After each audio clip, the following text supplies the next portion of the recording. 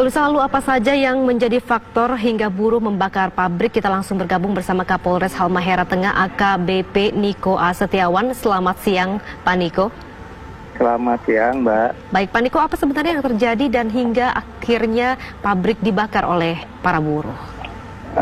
Jadi memang ada permintaan dari masa aksi agar perusahaan pihak manajemen menghadirkan dari HRD. Tapi karena memang kegiatan mereka ini tidak ada pemberitahuan terlebih dahulu, sehingga pihak perusahaan tidak siap untuk menghadirkan. Nah, ini yang mengakibatkan masa aksi melakukan aksi pertama pembakaran terhadap warung yang memang sudah lama tidak digunakan. Baik, Pak, kalau kami boleh tahu sebenarnya perusahaan ini perusahaan yang bergerak di bidang apa, Pak Niko? Ya, ini tambang nikel, Mbak. Dengan adanya COVID-19, tambang nikel ini berhenti sejak kapan, Pak? Sehingga karyawan tidak beroperasi? Ini masih beroperasi, dari sejak awal juga masih beroperasi, tapi pihak perusahaan juga tetap mengedepankan protokol kesehatan. Hingga saat ini kegiatan masih normal. Apa sebenarnya tuntutan para buruh ini, Pak, sehingga HRD mungkin atau manajemen perusahaan menolak untuk melakukan pertemuan atau negosiasi? Ini yang saya sendiri juga belum bisa dapat informasi yang pasti, karena pada saat melakukan dialog dengan mereka hanya menuntut agar pihak HRD atas nama Ibu Roslina untuk hadir.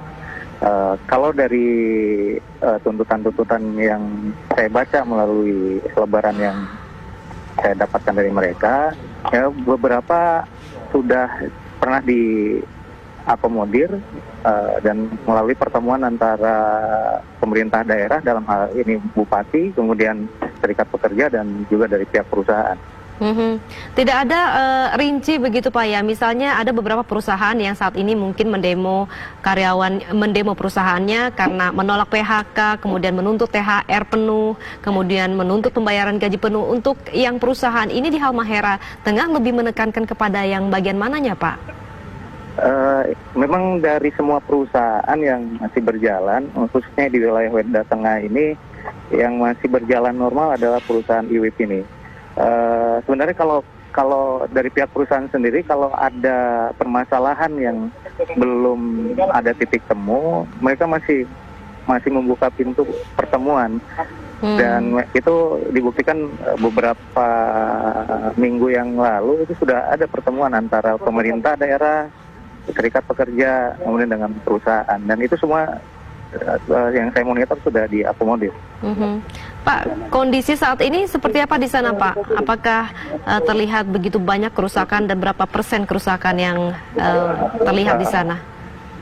Kalau bicaranya persen sih tidak sampai 20% ya, karena tadi kita juga sudah melakukan pengamanan.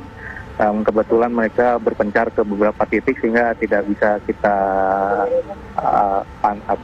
kita amankan seluruhnya. Jadi hanya beberapa kendaraan alat berat, kemudian ada motor roda 3 yang dibakar, kemudian ada yang dijarah ke kantin, dan ada beberapa barang yang ada di luar sekitar PLTU yang dirusak oleh massa. Baik, untuk menjaga keamanan dari manajemen perusahaan dan juga perusahaan sendiri, apakah ada jaminan dari pihak kepolisian mungkin untuk memperketat penjagaan, Pak? Saat ini kami sudah diberikan penebalan pasukan, baik khususnya dari Brimob, dan nanti akan ada juga penebalan dari Direktorat Samapta Polda Maluku Utara. Saat ini situasi sudah kondusif. Dari pukul 12.00 waktu Indonesia Timur juga situasi sudah landai. Karyawan sudah membubarkan diri, dan memang kebijakan dari perusahaan untuk hari ini para karyawan diliburkan. Adakah pihak yang diamankan akibat peristiwa pembakaran ini, Pak, dari pihak buruhnya? Ada beberapa, ada sekitar 11 orang itu yang kami indikasikan melakukan penjarahan, kemudian melakukan pengerusakan, dan yang satu kami duga sebagai salah satu provokatornya. 11 orang diamankan, lalu tindakan ke perusahaannya seperti apa Pak? Dari perusahaan kepada buruh, ada informasi seperti itu Pak? Apakah diserahkan kepada kepolisian mungkin? Dari pihak perusahaan, intinya kalau ini memang ditemukan nanti bukti-buktinya mengarah ke pidana, ya akan diserahkan ke pihak kepolisian untuk langkah lebih lanjutnya ya. Seperti itu. Baik. Kalau esok hari, apakah seluruh karyawan masih bisa bekerja dengan normal dengan keadaan seperti ini di sana Pak? Ini dari pihak perusahaan sedang melakukan pertemuan. Nah, kebetulan juga dari pemerintah daerah diwakili oleh Pak Wakil Bupati juga sudah ada di lokasi. Nah, nanti dari hasil pertemuan itu akan menentukan hasilnya apakah memang besok akan berjalan normal kembali atau tidak. Demikian, Mbak. Baik Pak Niko, satu pertanyaan terakhir, 11 orang yang tadi diamankan saat ini kondisinya seperti apa? Kemudian diamankan di mana Pak? Sementara mereka masih kita amankan di area security perusahaan. Masih kami data dan melakukan pemeriksaan dulu sebelum kami nanti bawa ke Polres. Pak Niko? Untuk kondisi baik-baik. Mereka dalam kondisi sehat. Terima kasih Pak Niko atas waktunya bergabung bersama kami. Semoga mendapatkan kejelasan dari 11 orang tadi. Selamat kembali bertugas Pak Niko.